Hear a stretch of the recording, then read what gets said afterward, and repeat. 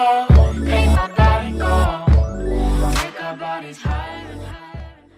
Hello viewers, এখন আমরা দেখব কিভাবে টেক্সট ইফেক্ট তৈরি করা হয়। আমি আমার এই টিউটোরিয়ালটিতে আপনাদের তিনটি টেক্সট ইফেক্ট দেখাবো। তো আমি আমার প্রথম ইফেক্টটা দেখাচ্ছি। প্রথম ইফেক্টটির নাম হচ্ছে ব্লাড ইফেক্ট। তো আমি দেখুন এখানে ব্ল্যাক একটি ব্যাকগ্রাউন্ডের মধ্যে হোয়াইট টেক্সট নিয়ে আমি এখানে লিখেছি ব্লাড। তো আমি এটাকে ইফেক্ট করব। তো আমি আমার ইফেক্টের কাজ শুরু করছি। প্রথমে আমি এই ইমেজটাকে আমি রোটেট করব। দেখি ইমেজ অপশন থেকে ইমেজ রোটেশন 90 ডিগ্রি CW। আমি এটাকে রোটেট করলাম। রোটেট করার পর আমি ফিল্টার থেকে চলে যাব হচ্ছে স্টাইলাইজ থেকে ওয়াইন্ড ক্লিক করব। ক্লিক করার পর এখানে ডায়লগ বক্স আসবে, এখানে আমরা ওকে করব, দেন এখানেও ওকে। দেখুন আমার একটি ওয়াইন্ডের শ্যাডো আসছে। এখানে যদি আমি কন্ট্রোল F চাপি, দেখেন আমার এই ওয়াইন্ডের শ্যাডোটা বড় হচ্ছে। কন্ট্রোল F দুইবার চাপবো, দেন আমি এটাকে ইমেজ থেকে আবার এটাকে আমি আগের মতো সোজা করে দেব।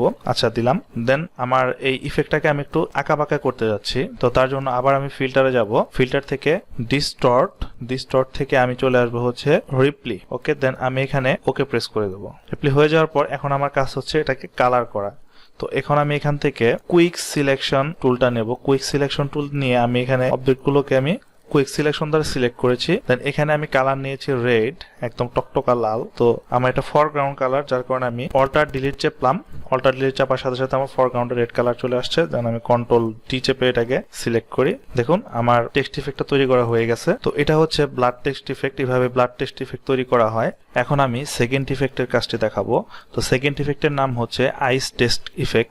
তো এই ইফেক্টটা করার জন্য আমি প্রথমে এখানে ফাইল থেকে নিউ মেনু থেকে একটি নিউ নেব। এখান থেকে আমি সবকিছু ঠিক থাকবে, জাস্ট আমার এখান থেকে কালার মোডটাকে আমার গ্রেসিক্যাল করে দিতে হবে। দেন ওকে প্রেস করি। এটা আসার পর আমি এখানে টাইপ টুলের মাধ্যমে কিছু একটা লিখবো। আপনার মন খুশি মতো লিখতে পারেন। ওকে, আমি এখানে আমার চ্যানেলের নামটাই লিখি, লার্নিং জোন। এটা কালারটাকে আমি ব্ল্যাক করে দেই। এখন কন্ট্রোল T প্রেস করি। কন্ট্রোল T প্রেস করে আমি এই লেখাটাকে একটা জায়গায় নিয়ে আনে। এখন আমি এই লেখাটাকে আমি রাস্টার করে নেব। আচ্ছা, রাস্টার করার জন্য আমাকে রাস্টারাইজ করতে হবে। রাস্টারাইজের জন্য আমাকে যেতে হবে প্রথমে লেয়ার থেকে আমি যাব হচ্ছে রাস্টারাইজ থেকে টাইপ। ক্লিক করার সাথে সাথে আমার অবজেক্টটি রাস্টারাইজ হয়ে গেল। লেখাটা ভেক্টর থেকে এখন রাস্টারে পরিণত হয়ে গেছে। এখন আমি ফিল্টার যাব। ফিল্টারে গিয়ে ফিল্টার থেকে আমি নয়েজ থেকে এখানে অ্যাড নয়েজ ক্লিক করার সাথে সাথে আমার একটি ডায়লগ বক্স আসবে। এখানে আমি অ্যামাউন্ট রাখবো হচ্ছে 145, আর এই জায়গায় আমরা ক্লিক করব। এই অপশনটা সিলেক্ট করে ওকে করে দেই। এখন আমরা লেয়ার অপশনে ক্লিক করব। লেয়ার অপশন থেকে এখান থেকে ফ্ল্যাটেন ইমেজে ক্লিক করব। ওকে, ক্লিক করার পর আমার দুটো অবজেক্ট দেখেন, আমার লেয়ারটা আর ব্যাকগ্রাউন্ডটা একাত্র হয়ে গেল। ওকে, আনলক করি। এখন আমার যেটা করতে হবে সেটা হচ্ছে ফিল্টার থেকে আমি যাব হচ্ছে পিক্সেল থেকে আমি আসবো হচ্ছে ক্রিস্টালাইজ। দেন ওকে করার পর আমি এখানে সেল সাইজ করে দেবো হচ্ছে 3। দেন আমি এটাকে ওকে প্রেস করব। করার পর আবার আমি ফিল্টারে আসবো। ফিল্টার থেকে আবার আমি যাব হচ্ছে স্টাইলাইজ থেকে যাব হচ্ছে ফাইন্ড এক্স।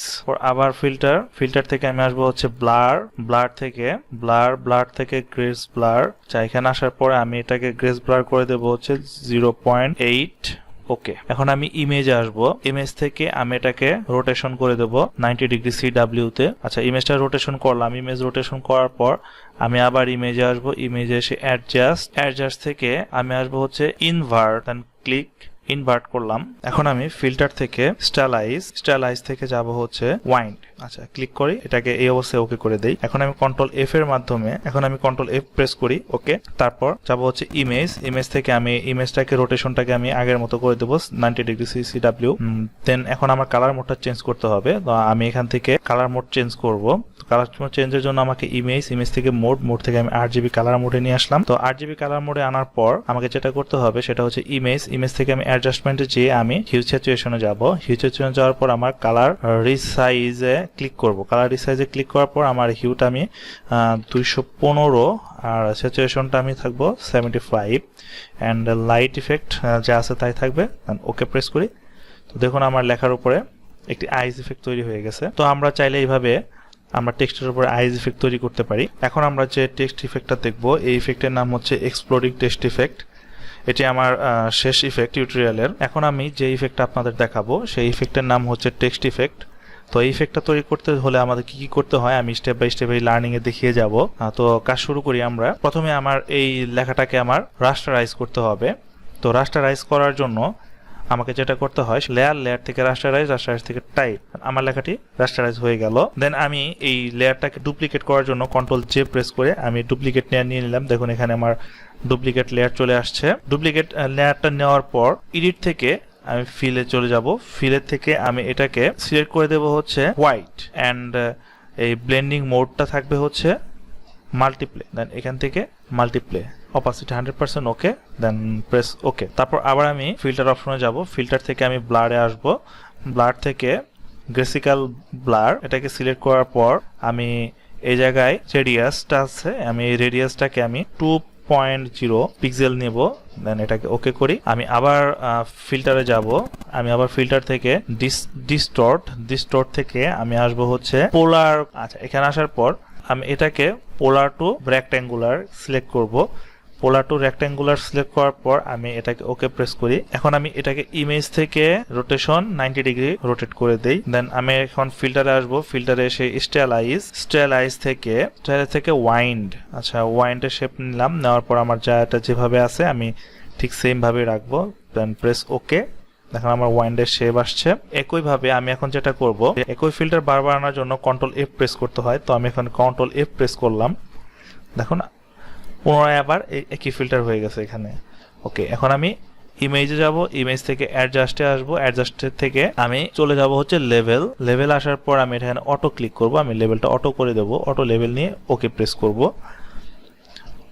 ওকে প্রেস করার পর আমি আবার ইমেজে আসি। ইমেজ থেকে আবার অ্যাডজাস্টমেন্ট থেকে আমি চলে যাব হচ্ছে ইনভার্ট করে দিলাম। ইনভার্ট করার পর আমাকে আবার ফিল্টার আসতে হবে। ফিল্টার থেকে স্টাইলাইজ থেকে ওয়াইন ক্লিক করি। তো এখন যেটা যেভাবে অবস্থায় আছে আমি এইভাবে রাখবো। আবার ওয়াইন করলাম। দেন আবার কন্ট্রোল এফ প্রেস করে আমি একই ফিল্টার দ্বিতীয়বার ইউজ করলাম। এখন আমি ইমেজে আসবো। ইমেজ থেকে রোটেশনে আসবো।